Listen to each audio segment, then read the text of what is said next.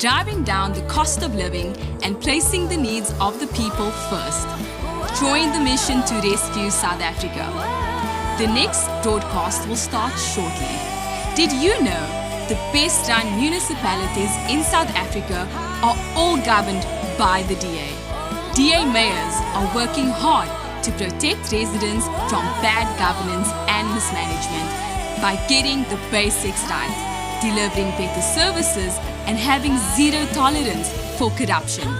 This is the DA difference. The next broadcast will start shortly. Follow us on social media for the latest in news and politics in South Africa. Like and follow our page on Facebook. Follow us on TikTok, Instagram and X. Subscribe to our YouTube channel and hit that notification bell so that you don't miss out on anything. Be part of the conversation. Tell us what you think in the comment section. And please, like and share our videos with your friends and family. The next broadcast will start shortly. If you care about South Africa and want to make a positive difference, then join the DA. Visit our website at da.org.za for more information. Find out who represents you in your ward and district. Who are the DA mayors working for you in your town or city, and which MPs represent you and your causes in Parliament. On our website, you can learn more about our latest campaigns and how you can get involved. Join the Democratic Alliance to rescue South Africa.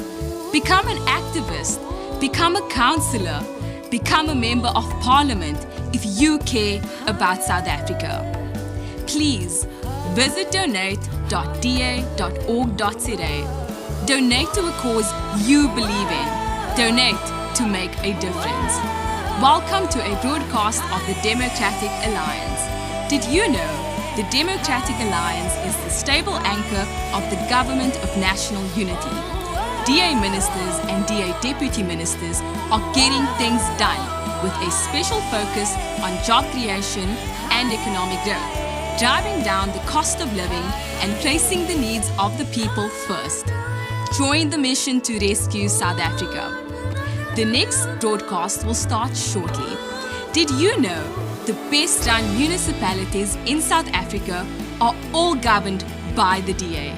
DA mayors are working hard to protect residents from bad governance and mismanagement by getting the basics right, delivering better services and having zero tolerance for corruption. This is the DA difference. The next broadcast will start shortly. Follow us on social media for the latest in news and politics in South Africa. Like and follow our page on Facebook. Follow us on TikTok, Instagram and X. Subscribe to our YouTube channel and hit that notification bell so that you don't miss out on anything. Be part of the conversation. Tell us what you think in the comment section. And please, like and share our videos with your friends and family. The next broadcast will start shortly. If you care about South Africa and want to make a positive difference, then join the DA. Visit our website at da.org.za for more information. Find out who represents you in your ward and district. Who are the DA mayors working for you in your town or city, and which MPs represent you and your causes in Parliament. On our website, you can learn more about our latest campaigns and how you can get involved. Join the Democratic Alliance to rescue South Africa. Become an activist, become a councillor, become a member of Parliament if you care about South Africa. Please visit donate.da.org.za. Donate to a cause you believe in. Donate to make a difference. Let's rescue South Africa.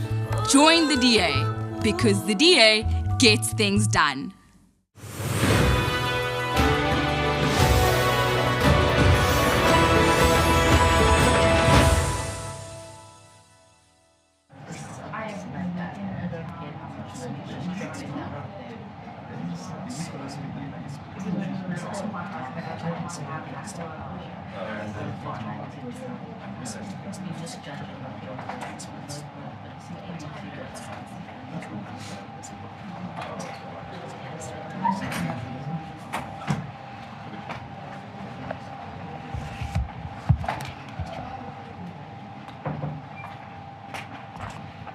Good, everybody comfortable? Okay.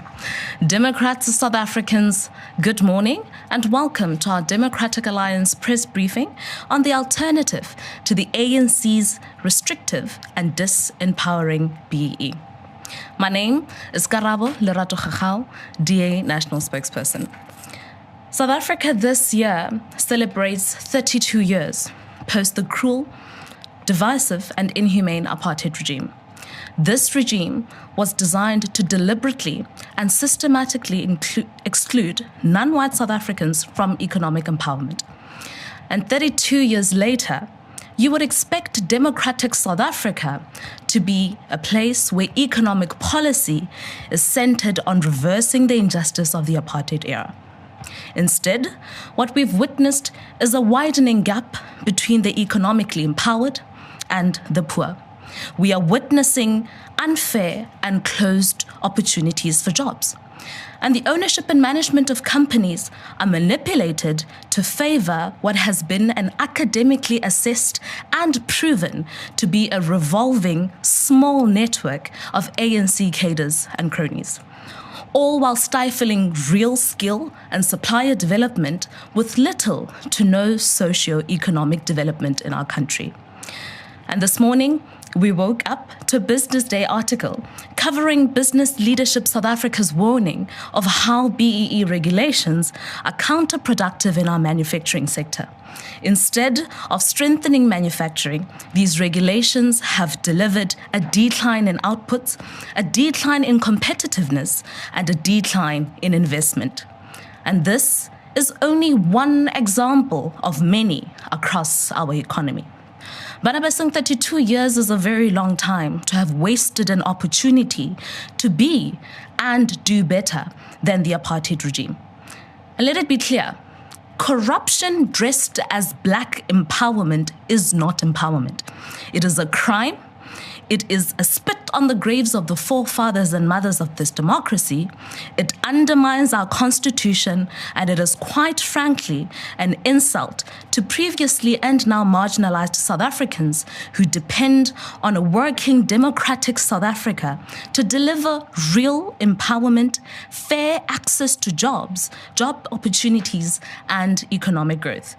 But there's a solution, and that solution is the DA's Economic Inclusion for All bill, and this is why we are here today, to expand on the DA's alternative, and joining me to do so is our DA Chief Whip in Parliament on my immediate right, that is George Michalakis, and our DA Head of Policy on my immediate left, that is Matt Cuthbert. And now I'll hand over to George. George, over to you. Thank you, Karabo. Colleagues, members of the media, good morning. Today, the Democratic Alliance takes an important step in Parliament in our fight to replace broad-based black economic empowerment with a system that works for all South Africans. For years, the DA used our presence in Parliament to expose the failures of BBBEE. We raised how it is abused in procurement, how it inflates costs to the state, and how it channels opportunity to a small, politically connected elite instead of to millions who remain excluded from our economy. Through parliamentary questions, oversight and debates, we showed consistently that this system does not deliver real empowerment. Instead, it rewards compliance on paper, encourages fronting and corruption, and locks out small business and new entrants without political connections. What is clear after decades is that BBBEE does not broaden opportunity, it concentrates it. This is why we are introducing the Economic Inclusion for All bill. This bill represents the DA's work in Parliament and beyond to advance a fair, growth-driven alternative that benefits all South Africans, not just the elite. It replaces a procurement system that prioritizes race-based scoring with one that measures real impact. Our approach is simple. Empowerment is based on actual disadvantage and real contribution, not political proximity. This bill is a decisive shift away from a system that measures ownership deals on paper towards one that measures real outcomes in people's lives. In Parliament, the DA does not only oppose triple BEE, we put forward a workable alternative. We engage stakeholders, open the bill for input, and ensure it aligns with constitutional principles of fairness, transparency, and competitiveness. Tomorrow's first reading debate is not just a procedural step. It marks the beginning of a legislative process to fundamentally change how empowerment works in South Africa. South Africans do not want a system that benefits the connected few. They want one that creates jobs, expands opportunities, and includes everyone. That is why the Economic Inclusion for All Bill achieves this. The DA continues to lead this fight in Parliament. Thank you. Thank you very much, George, for that outline. I'll hand over to you now, Matt. Thank you very much, Karabo. Good morning, South Africans and members of the media. Today, we are here to talk about the future of empowerment in South Africa.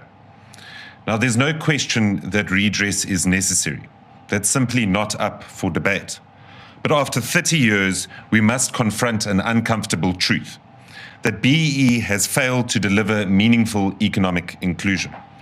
Instead, it has too often enriched the politically connected, while millions of South Africans remain locked out of opportunity. The problem is not the goal of empowerment. The problem is the design of the system. BEE was built on a narrow ownership model that excludes far more people than it includes, and it rewards compliance on paper through red tape rather than focusing on real socio-economic impact and economic outcomes. And most importantly, it has created incentives for fronting, rent-seeking, and political gatekeeping. We just need to look at the Madlanga Commission, where we have seen the consequences of the system play out in real time.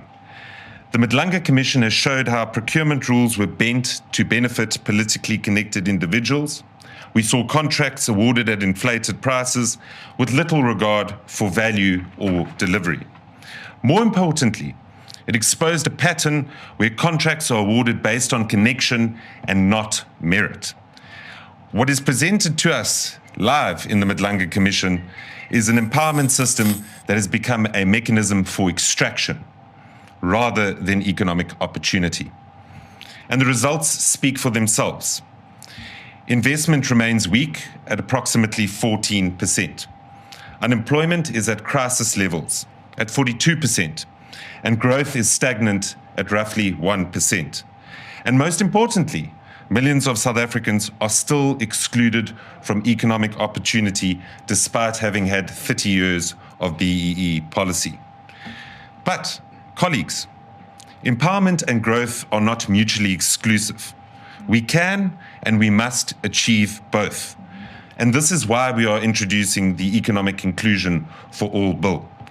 A bill that replaces the system that rewards compliance and connections with one that delivers real socio-economic impact. And the question is, what are the changes that the bill proposes? At the center of our reform is public procurement. With an almost 1.2 trillion rand lever, we could use this to drive inclusion. Instead of rewarding compliance, we can focus on how businesses who contract to the state reinvest in the communities in which they operate. And most importantly, it rewards companies that create jobs, invest in communities, develop skills, and support small businesses. And more importantly, and this is a conversation that is developed through the introduction of our bill, is looking at, instead of enriching a few through elite deals, how can we focus on broadening ownership through other mechanisms, such as employee share ownership programs?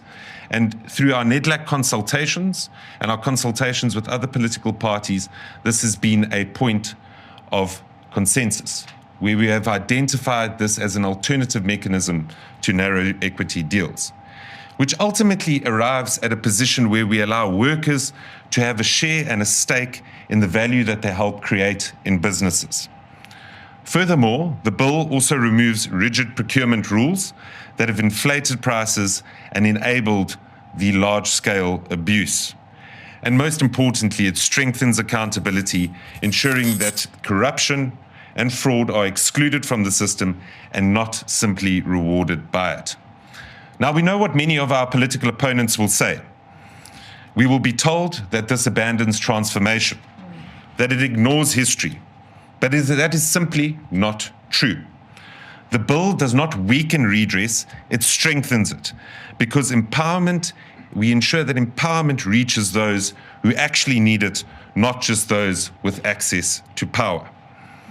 At its core, this bill recognizes a simple truth, that there is no empowerment without growth, and there is no sustainable redress without a growing and inclusive economy.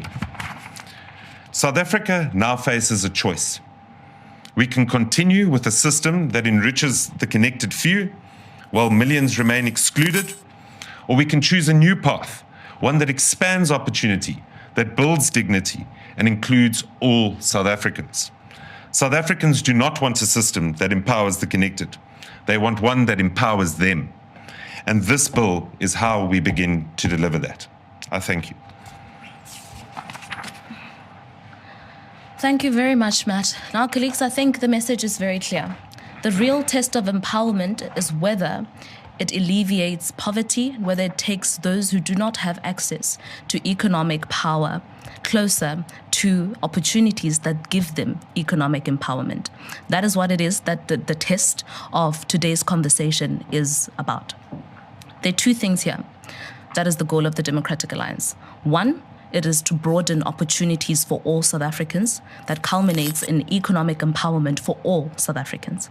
Number two, it is to have a real impact and real outcomes to the lives of people who depend on economic policy that is supposed to be that which is centered in the empowerment of all South Africans. So that is at the heart of what the conversation is about. It's at the heart of what the bill is all about. I'm going to open an opportunity to the colleagues in the media who are here for questions and answers. As a standard protocol, please indicate who you are, which newsroom you are from, and to whom you're directing your question. I'll take the first set of the ground. I'll take the first two here. Okay, I'll start with you. Please, there's a mic. Please hold. Thanks. Hi, it's Carol Payton from News 24. Can you just explain a bit more about what those categories of preference would be? You're going to give preference to certain categories of people or economic actors. Who are those, and how will it work? Thanks. Thank you very much, Carol. Tara's Business Day. I just have two questions, one for Matt and one for George. Matt, have you guys done any modeling on this bill? Do you have any evidence that this is going to perform better than current BE regulations? Yeah. And George, has this been a topic of discussion within the GNU? The ANC has made a very strong point that they stand by BE. BE is going absolutely nowhere. Is this bill up for negotiation? Has this been a topic of discussion with the federal leadership of the DA, and have they brought that up in cabinet and within the GNU? Solid questions. Thank you. Let me start with you, Matt. So deal with both Carol and Tara, and then I'll come to you.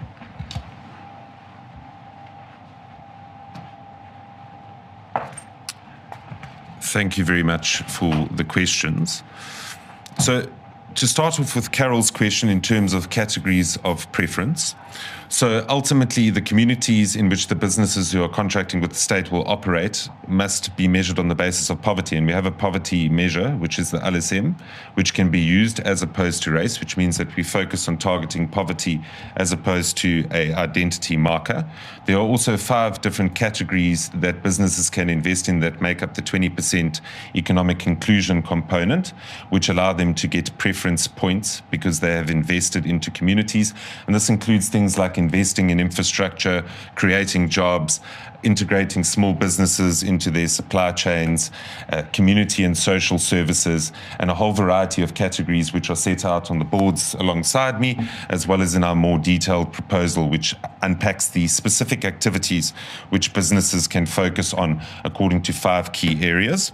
In terms of the modelling of the bill, we have engaged with a number of think tanks on this particular matter, and we've had a look at what the potential cost savings would be. We've also spoken to some international institutions, and it's estimated that if we were able to reform public procurement, we would be able to save anywhere, I think, between 70 to 80 billion rand. And I think that that could be redirected towards frontline services and focusing on slimming up the budget. So I think that those are well established. And ultimately, by focusing on the key components of value for money, where we are trying to limit the amount of money that is wasted through inflated pricing and a premium which is placed on public procurement, we will be able to effectively slimline the way in which we procure goods and services as a country. And I think that's why this bill is particularly important. Thank you. Just on the question of consultation, obviously Matt alluded to it earlier that we have consulted widely political parties, but also other stakeholders as well. What we are trying to achieve is that this bill gets passed in the interest of all South Africans. So as in the past where we had before the coalition private members' bills that come to Parliament and simply as an idea and then goes nowhere, we find ourselves in very interesting terrain at the moment with the coalitions there, where private members' bills and the ideas behind them eventually do find their way quite far and into law. That's absolutely our goal, is for this to become law. It is a private members' bill, so it will go to the committee at this point. Obviously, the government itself will be included in the conversations, and I think that all political parties who want to see South Africa succeed, want to see real empowerment, will obviously be in support of this principle. But as with all legislation, the consultations are ongoing, and I think it is a quite important principle. So yes, for us our end goal is to get this adopted into law.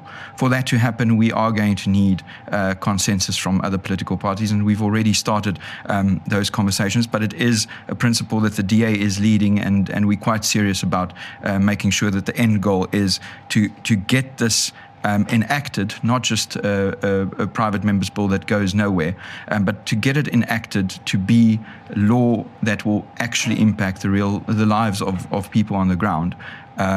So the consultation process will carry on until the point where the bill gets passed. Thank you. Thank you, George. Are there any follow-ups, any other questions before we close? None. Thank you. Okay, yeah, follow-up. So Matt, you're saying that, thanks. You're saying that after 30 years, we've had 30 years of BEE, and there were 300 years of colonialism. Do you think that we've now reached a point where the races in South Africa are equal, and there's no need to have any racial preference at all? Are we all equal now? Thank you for that question. Any other follow-up question? None? After this, I'm closing it. There's no other opportunity? We're good? All right, Matt, I'll give you the last slot and then I'll close. Thanks very much for that question, Carol. I think in my address this morning, I was very clear about the need for us to focus on empowerment and the fact that it's not a question of whether or not we need redress, it's about the how. And I think that 30 years of BEE has proven to us that more race-based policy has not resolved the difficult economic issues which we inherited from our very painful past. And we just need to look at the unemployment numbers. We need to look at the poverty numbers. We need to look at the fact that we as a country have one of the highest Gini coefficients in the world. I think it's 0.62. I stand to be corrected. And the vast majority of the people who are impacted by that are Black South Africans. And what we are saying in our particular approach towards empowerment is that ours will inevitably target Black South Africans, coloured South Africans, and Indian South Africans that were excluded under apartheid, but we are not simply excluding somebody on the basis of their race, but we are focusing on what their income level is. Because you cannot say that somebody like our president, by way of example, who is a beneficiary of a BEE empowerment deal, has the same level of disadvantage as somebody who lives in my constituency, by way of example, which is Davidson and Atwatwa, which is a township outside the East Rand, where I have an unemployment rate that far exceeds that of the national average. And I think it's about focusing on targeting disadvantage and poverty and creating a ladder for people to climb up so that they can access economic opportunity and build a sustainable livelihood for their families and themselves. Thank you. Thank you very much, Matt. Colleagues, just finally, our obsession here is twofold: increasing social investment and stimulating economic growth. That's the real test of economic empowerment. And until we're able to realize those two objectives, we have not even begun our race. So 32 years later, it is real and fair to be honest to say that South Africa has not yielded this socio-economic investment that we need. Number two, that we haven't seen the level of economic growth that we need to be able to say we are happy with the gains of democracy today. And that's what it is that we as the Democratic Alliance are trying to ensure that we maximize on, so that we're able to close the gap between those who are economically empowered and the poor of our country. Thank you very much to everyone for being here today. Thank you for your time. For those of you who are tuning in online, wherever you are, thank you. Stay warm. We'll chat soon.